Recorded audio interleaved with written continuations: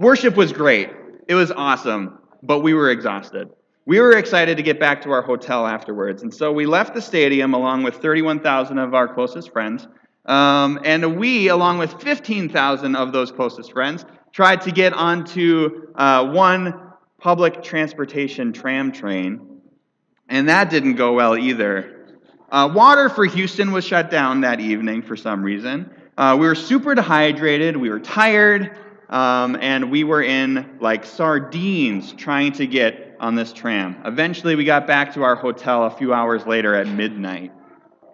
That was probably the worst day of the trip, and it was still a good day. It was still a good day. We still had fun together. It was still worship that we got to participate in at the stadium.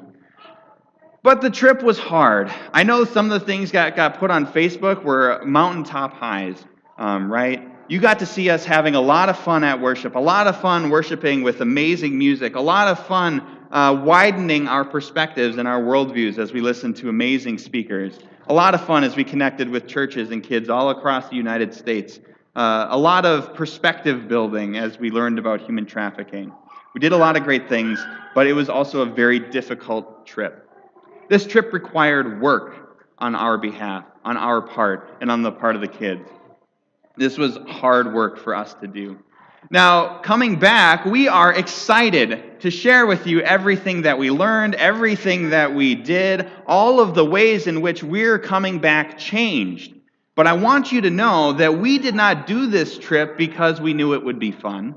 We did not do this trip because we knew it would be difficult. We did not do this trip for ourselves. We went on this trip because we knew that God had something to teach us in the world. We knew that our perspective at the Lutheran Church of Mahomet is not everyone's perspective, and that our world needed to be expanded. I think if we could footnote our return and our gratitude to you, it would be SDG, Soli Deo Gloria. To God alone be the glory.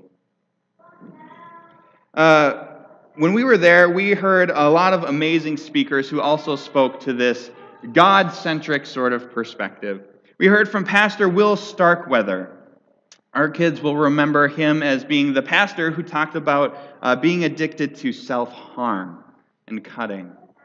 He shared his story. He was very vulnerable. He shared everything with us. He shared how it started. He shared how it increased, how it became something that controlled his life.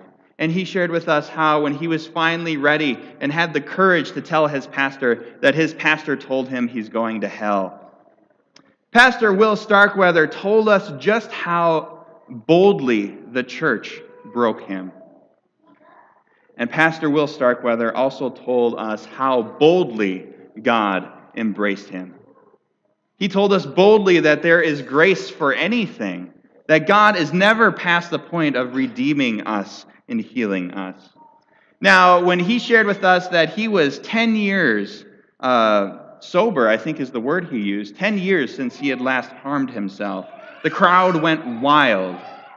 We stood on our feet, we clapped. There were tears in someone's eyes. I'm sure I'm not the only one.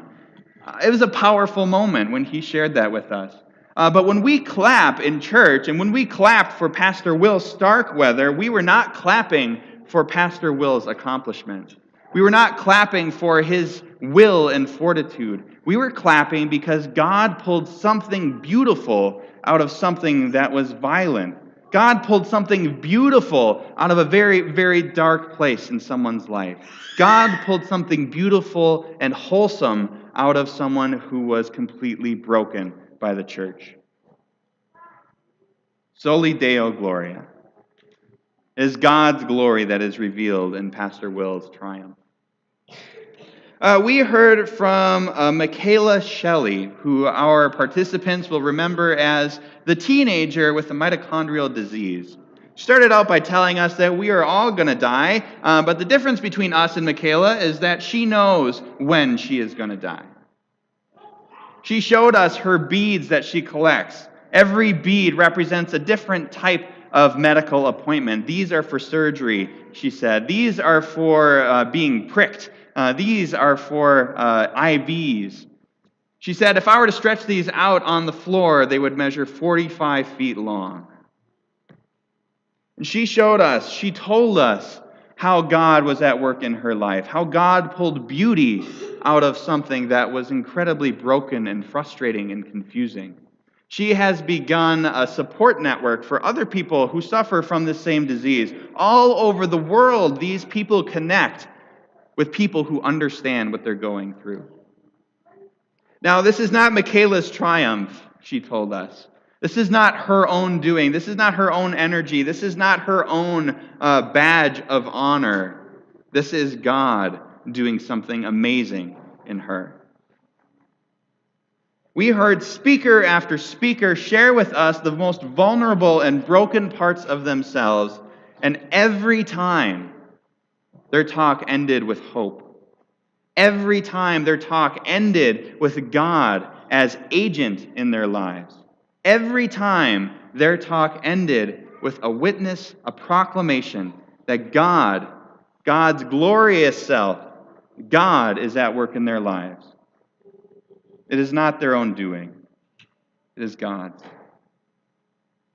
We are excited to come back from Houston and get to work.